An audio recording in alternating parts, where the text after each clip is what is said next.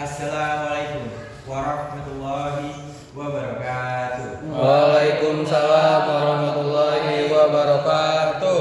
Alhamdulillahirabbil alamin wassalatu wassalamu ala asyrafil anbiya'i wal mursalin sayyidina Muhammadin wa ala alihi wa sahbihi ajmain. Amma ba'du. Segala puji bagi Allah Subhanahu wa taala, Tuhan semesta alam yang sampai detik ini masih menitipkan nafas dan kesehatan untuk kita semua.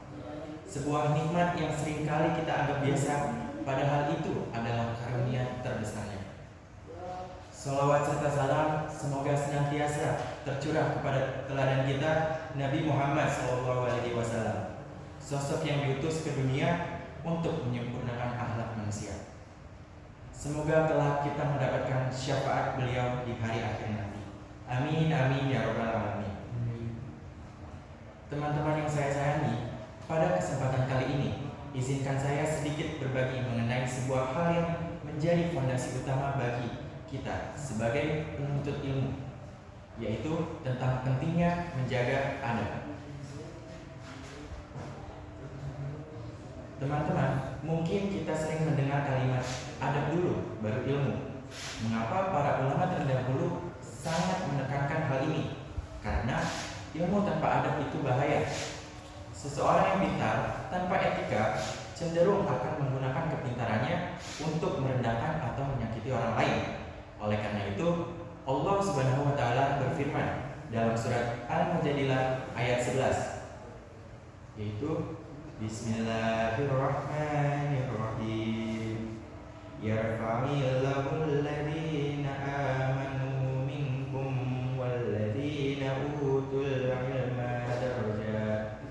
Artinya, Allah akan meninggikan orang-orang yang beriman di antaramu dan orang-orang yang diberi ilmu pengetahuan beberapa derajat. Ada satu pelajaran berharga dari kisah Imam Syafi'i, yaitu siapa yang tidak kenal kehebatan beliau, hafalannya sangat luar biasa. Namun suatu hari beliau merasa sulit menghafal materi yang biasanya mudah. Beliau merasa ada yang tidak beres. Lalu beliau mengadu kepada gurunya, yaitu Imam Waqi. Imam Waqi tidak menyuruhnya untuk bekerja lebih keras atau membaca lebih banyak buku. Beliau justru mengingatkan bahwa ilmu adalah cahaya, dan cahaya Allah tidak akan masuk ke dalam hati seseorang yang masih menyimpan keburukan atau kurangnya menjaga adab. Dari sini kita belajar, mungkin alasan kita sering merasa sulit memahami pelajaran atau sering lupa dalam menghafal, atau bahkan ketika bangun pagi ingin pergi sekolah itu masih dapat bermalas-malasan. Mungkin ada kita kepada guru kurang terjaga, atau mungkin lisan kita kepada orang tua itu kurang sopan. Ilmu bukan sekedar hafalan, tapi adalah berkah yang akan menetap di wadah yang bersih, yaitu adab yang baik. Teman-teman yang saya banggakan, kesimpulan dari ceramah ini adalah marilah kita luangkan waktu sejenak untuk bertanya kepada diri kita sendiri, merefleksikan kepada diri kita sendiri. Apakah selama bertahun-tahun kita sekolah, ilmu yang kita dapatkan sudah membuat kita lebih menghargai orang lain? Apakah semakin kita pintar, kita jadi semakin sayang dan patuh kepada orang tua kita? Menjadi pintar itu pilihan, tapi menjadi orang yang baik dan beradab adalah sebuah kewajiban bagi setiap muslim.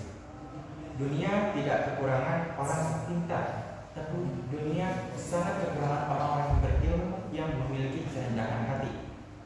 Saya pribadi mohon maaf sebesar-besarnya jika ada kata-kata yang saya sampaikan kurang berkenan atau gaya penyampaian saya yang mungkin menyinggung perasaan. Saya pun masih manusia biasa yang sedang terlatih dalam memperbaiki akhlak. Segala kebenarannya datang dari Allah Subhanahu wa taala, dan segala kesalahan murni dari kekurangan saya pribadi. Mari kita akhiri dengan doa agar ilmu kita menjadi ilmu yang bermanfaat. Rabbana atina fid dunya hasanah wa fil akhirati hasanah wa qina adzabannar.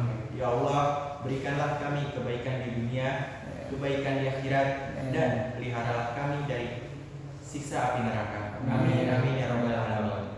Sekian ceramah yang saya sampaikan pada hari ini. Kurang lebihnya mohon maaf.